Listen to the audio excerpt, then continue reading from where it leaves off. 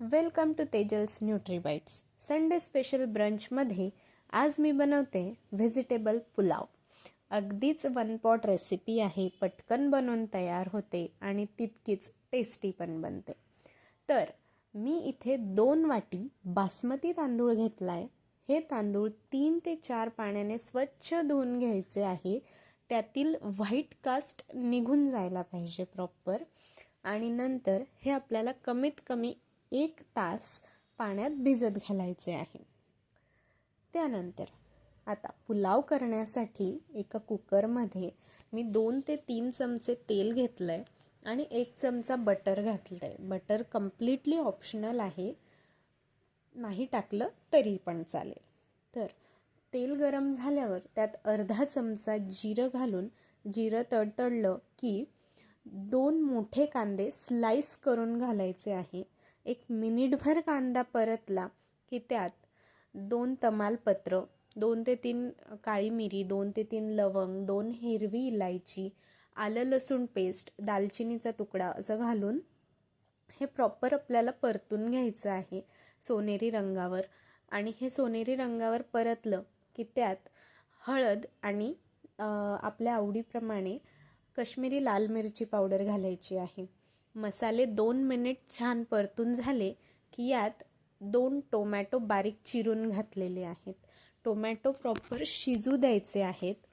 Tomato लवकर शिजण्यासाठी मी इथं 1 चमचाभर पाणी आणि थोडंसं मीठ घालतीये. हे प्रॉपर शिजून झाले की यात आपल्या आवडीप्रमाणे भाज्या घालायच्या आहेत. लक्षात ठेवा, भाज्या नेहमी जेवढं तांदूळचं प्रमाण असेल आपल्या पुलावचं तेवढंच भाज्यांचंही असलं पाहिजे किंवा त्यापेक्षा जास्त असलं पाहिजे. तर मी इथं भाज्या घेतीये.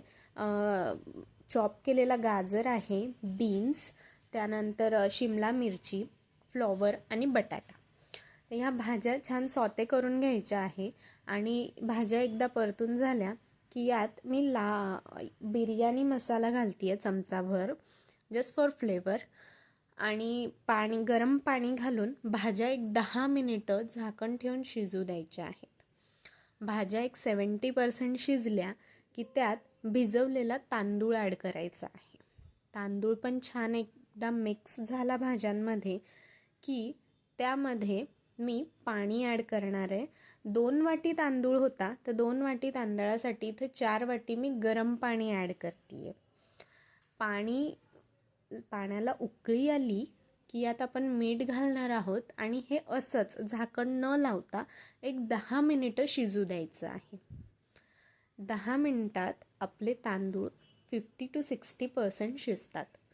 आणि तांदूळ 50-60% शिजले की मग याला मी झाकण लावून जस्ट 1 शिट्टी करून घेणार आहे. 1 शिट्टी झाली आहे. आता कुकर खाली काढून यातली वाफ आपल्याला थंड होऊ द्यायची आहे. वाफ थंड झाल्यावर कुकर उघडूया आपण. वाह, एकदम मोकळा मोकळा छान आपला पुलाव बनवून तयार आहे. आता या पुलाववर मी वरून पनीरचे तळलेले काही तुकडे आणि तळलेले काजू घालणार आहे.